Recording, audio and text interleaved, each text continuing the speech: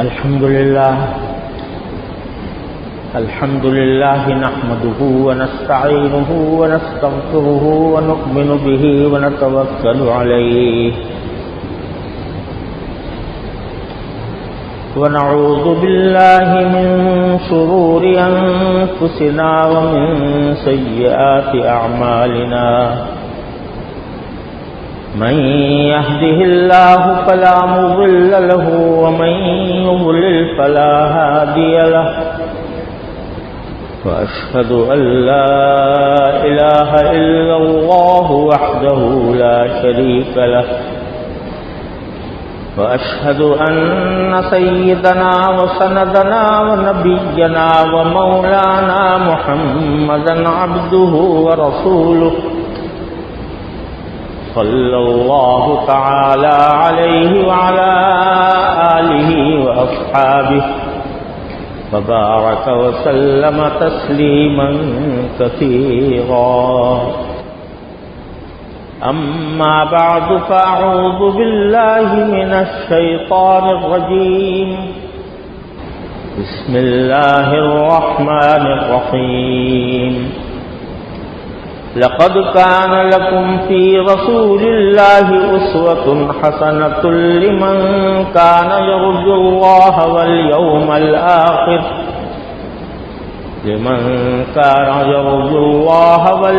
الآخر وذكر الله كثيرا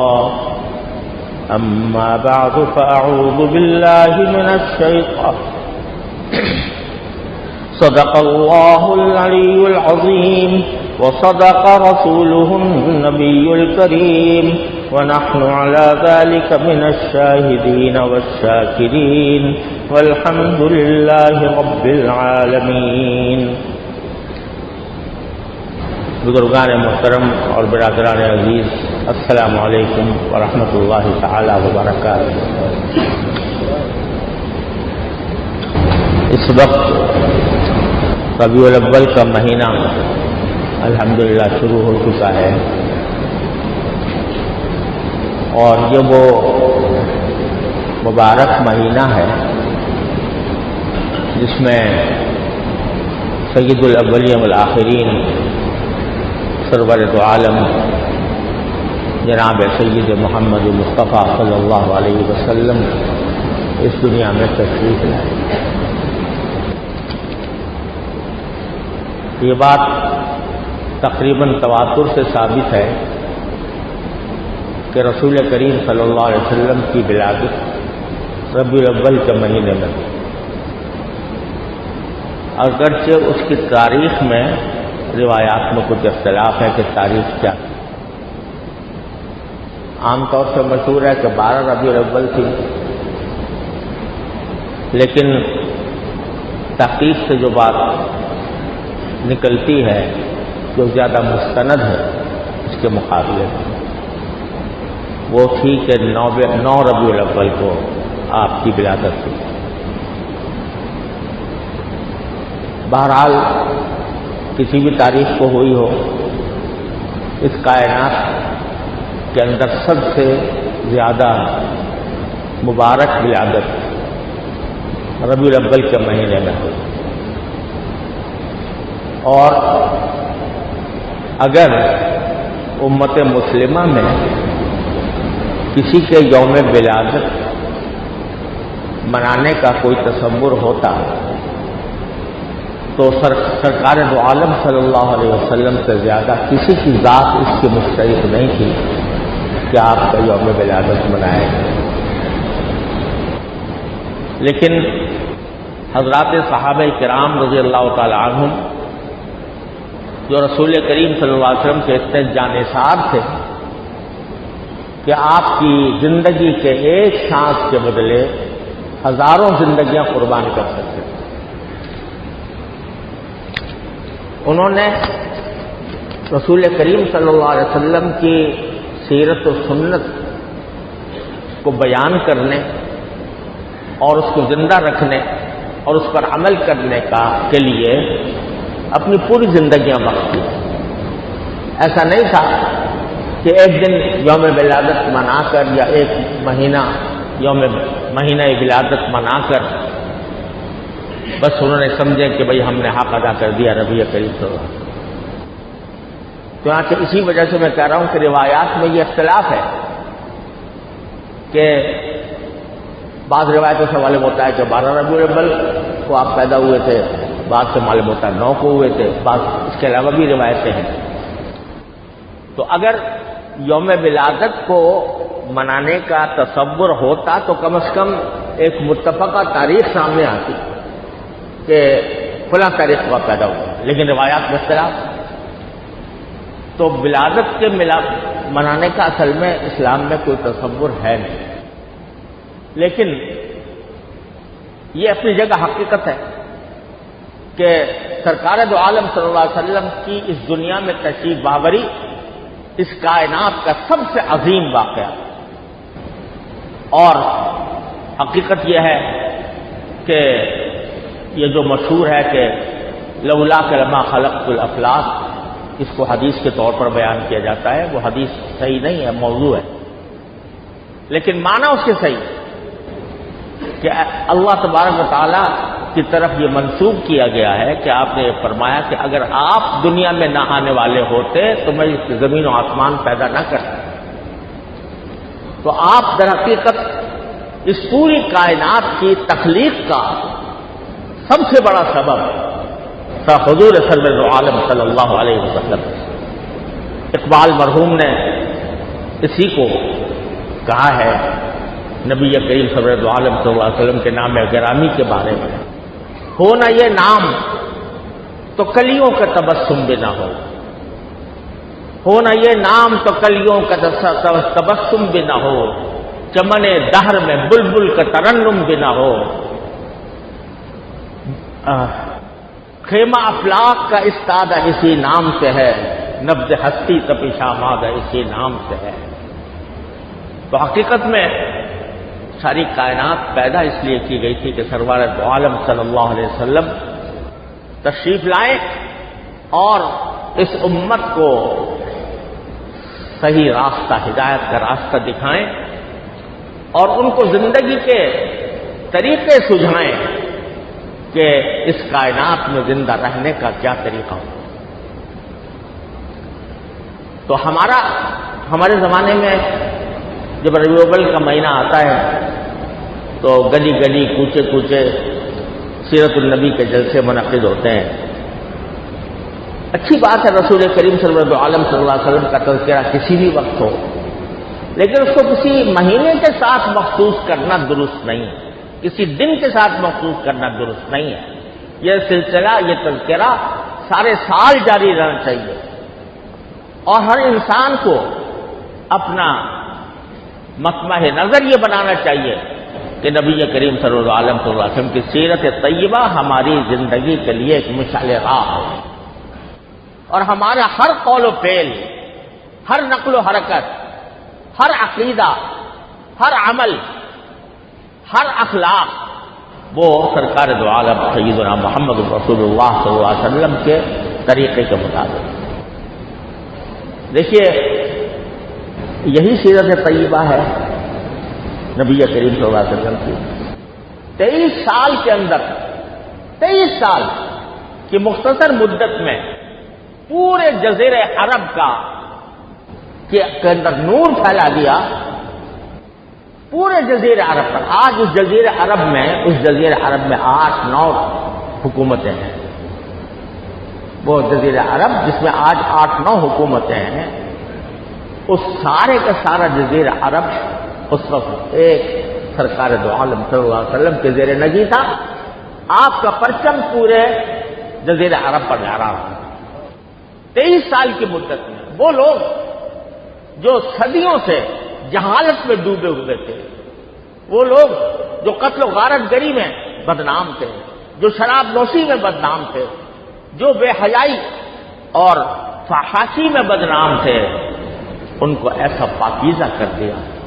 ان کے اخلاق پاکیزہ کر دیے، ان کے اعمال پاکیزہ کر دیے،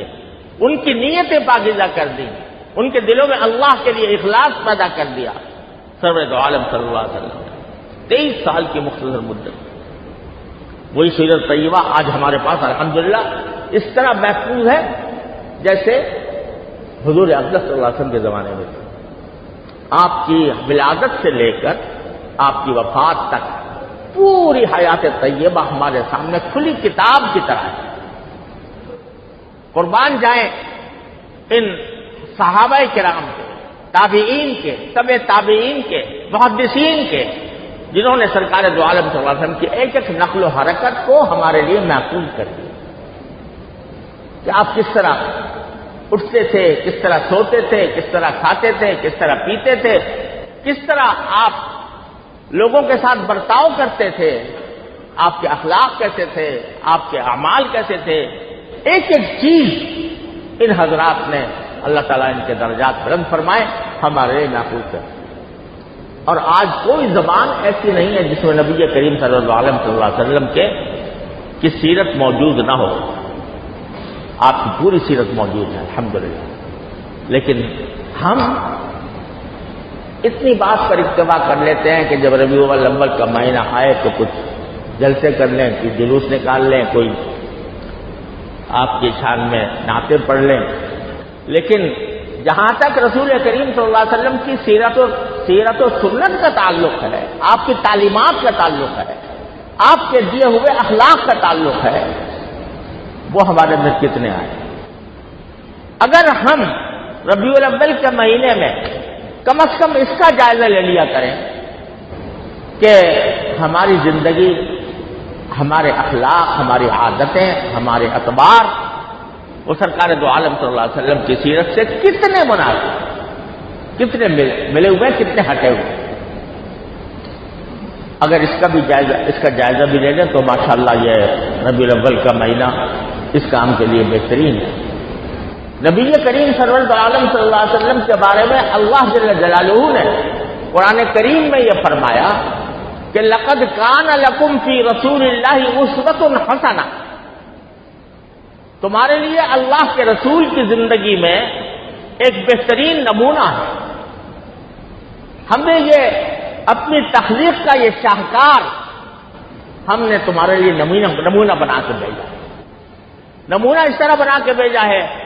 کہ اپنی زندگی کے ہر شعبے میں یہ دیکھو کہ سرکار دو عالم صلی اللہ علیہ وسلم کی روش کیا تھی، آپ کا طریقہ کیا تھا، آپ کی سنت کیا تھی. اگر تم ایک باپ ہو تو دیکھو کہ فاطمہ کا باپ کیسا تھا. اگر تم شوہر ہو تو دیکھو کہ سیدہ عائشہ کا شوہر کیسا تھا. اگر تم حکمران ہو تو دیکھو کہ مدینے کا حاکم کیسا تھا. اگر تم تاجر ہو تو دیکھو کہ شام کے لیے تجارت کا سفر جس محمد رسول اللہ صلی اللہ علیہ وسلم نے کیا تھا اس نے تجارت اس طرح کی. اگر تم زراعت پیشہ ہو، کاشتکار ہو تو دیکھو کہ جرف کے مقام پر حضور اقدس صلی اللہ علیہ وسلم نے کس طرح زراعت کی تھی، کس طرح کھیتی باڑی کی تھی. اگر تم کوئی جرنیل ہو تو دیکھو کہ بدر و احد اور حنین کے میدانوں میں نبی کریم صلی اللہ علیہ وسلم نے کس طرح لوگوں کی قیادت کی تھی اور کس جاں بازی کے ساتھ، جس شجاعت کے ساتھ کہ پورا حنین کے موقع پر اکیلے رہ جاتے ہیں، تیروں کی بارش ہو رہی ہے اور اپنے جگہ پر کھڑے ہو کر فرماتے ہیں انا نبی لا کذب انا ابن عبد المطلب، میں نبی ہوں، کوئی جھوٹ بات نہیں ہے، یہ آنے والے تیر مجھے گھبرا نہیں سکتے، میں عبد المطلب کا بیٹا ہوں. تو زندگی کے ہر شعبے میں بہترین نمونہ اللہ تبارک و تعالی نبی کریم صلی اللہ علیہ وسلم کی شکل میں بھیجا.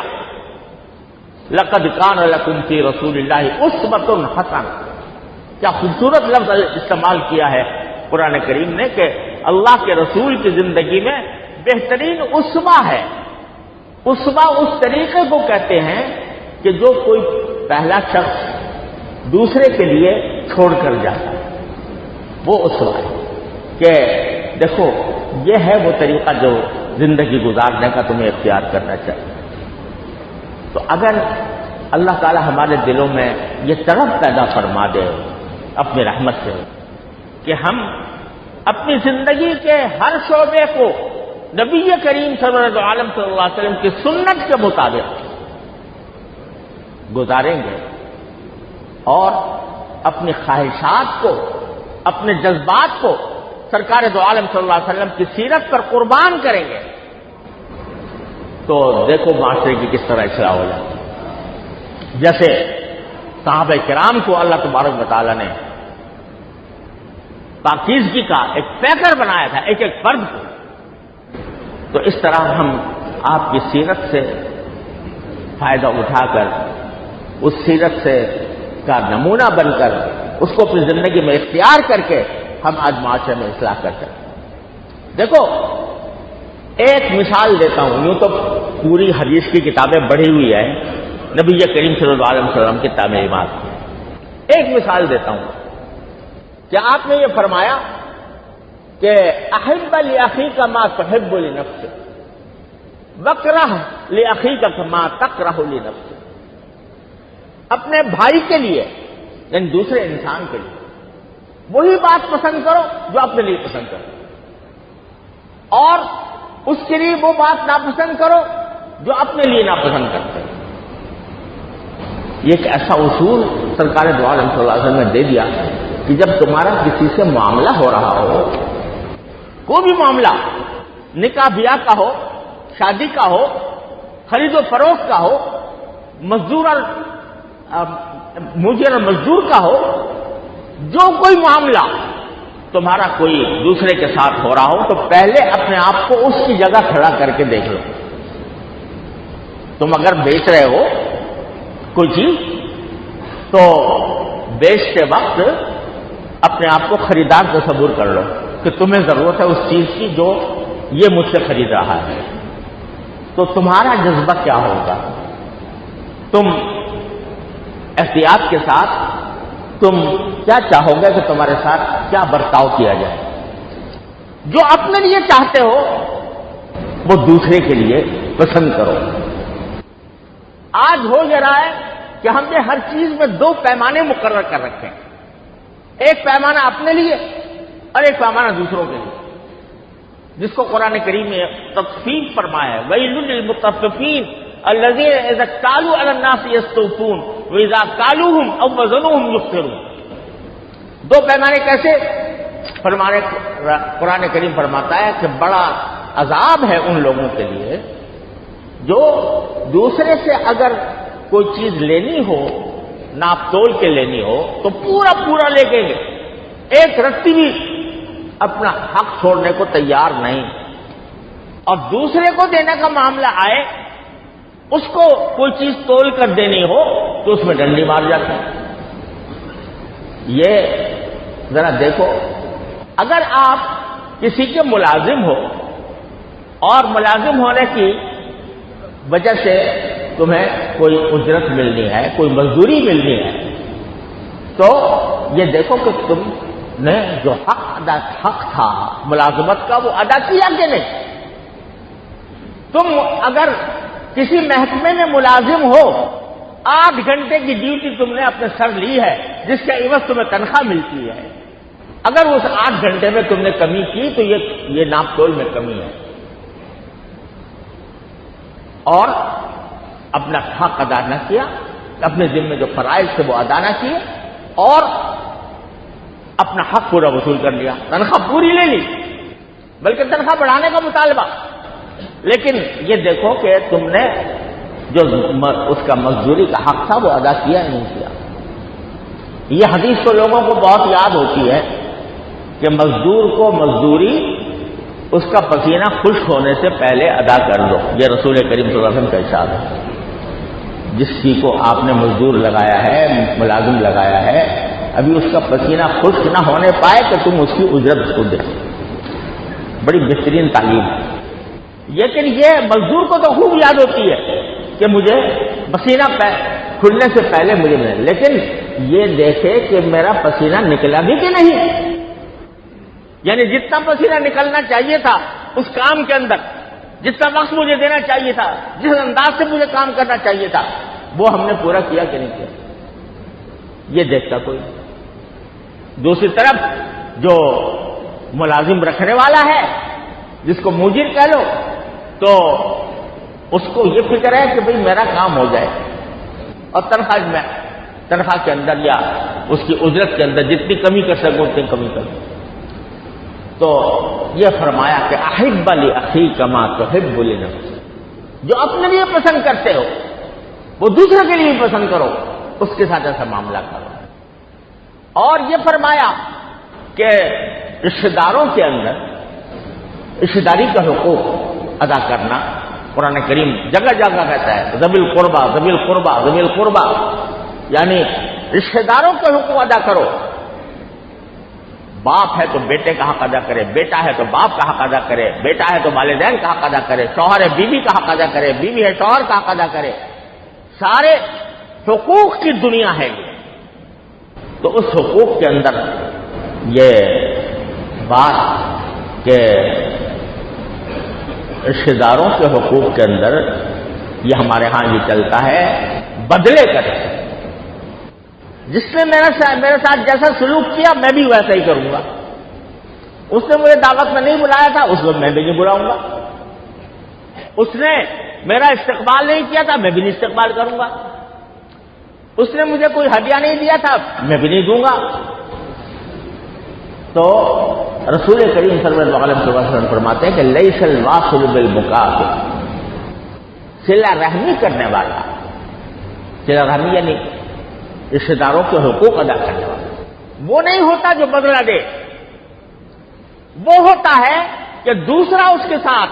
اچھا سلوک نہیں کر رہا لیکن اس کے جواب میں اچھا سلوک کرے، کہ دوسرا قطع رحمی کر رہا ہے لیکن میں اس کے جواب میں صلہ رحمی کروں گا۔ یہ نبی کریم صلی اللہ علیہ وسلم کا ارشاد ہے۔ کیوں؟ اس لیے کہ رشتہ داروں کے حقوق جب تم ادا کرو، کسی سے بھی کرو، تو یہ نیت رکھو کہ میں تو اپنا فریضہ ادا کر رہا ہوں اللہ تعالیٰ کو خوش کرنے کے لیے۔ میں نے کسی کے ساتھ اگر اچھا سلوک کیا تو میرا اللہ خوش ہوگا، اللہ خوش ہوگا تو میری آخرت کی زندگی بہتر ہوگی۔ لیکن اگر تم نے یہ نیت کر لی کہ بھائی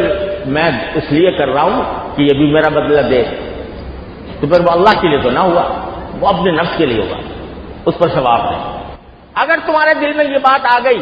کہ میں جو کچھ کر رہا ہوں اللہ کے لیے کر رہا ہوں، مجھے بدلہ نہیں چاہیے، انما نطعمکم لوجہ اللہ لا نرید منکم جزاء ولا شکورا، قرآن کریم کہتا ہے جب کسی کو کوئی کھلائے تو کیا کہے اللہ تعالیٰ سے کہ ہم تمہیں اللہ کی خاطر کھلا رہے ہیں، یعنی تمہارے ساتھ کوئی اچھی نہیں کی اچھا برتاؤ کر رہے ہیں تو کس لیے؟ اللہ کے لیے، اللہ کو راضی کرنے کے لیے۔ لا نرید منکم جزاء ولا شکورا، نہ ہمیں تم سے بدلہ چاہیے نہ ہمیں تم سے شکریہ چاہیے، یہ بھی کہہ دیا شکریہ بھی نہیں چاہیے۔ اگرچہ جس کے ساتھ احسان کیا گیا اس کو تعلیم میں دی گئی کہ بھائی جس نے تمہارے ساتھ اچھائی کی ہے تو اس کا شکریہ بھی ادا کرو، من لم یشکر الناس لم یشکر اللہ، جو لوگوں کا شکریہ ادا نہ کرے وہ اللہ کا بھی شکر نہیں کرتا۔ لیکن اس کو تعلیم تو یہ ہے، لیکن اچھا سلوک کرنے والے کو تعلیم یہ ہے کہ تم یہ کہو کہ مجھے نہ بدلہ چاہیے نہ شکریہ چاہیے۔ آج ہم ہر چیز کے جواب میں ہمیں اس بات کی فکر رہتی ہے کہ میرا مد مقابل میرے ساتھ کیسا سلوک کرتا ہے، اس کا بدلہ ہم دیتے ہیں۔ تو یہ عرض کرتا ہوں کہ یہ تعلیمات ہیں نبی کریم سرور دو عالم صلی اللہ علیہ وسلم کی، جو معاشرے کے اندر جو سارا بگاڑ پھیلا ہوا ہے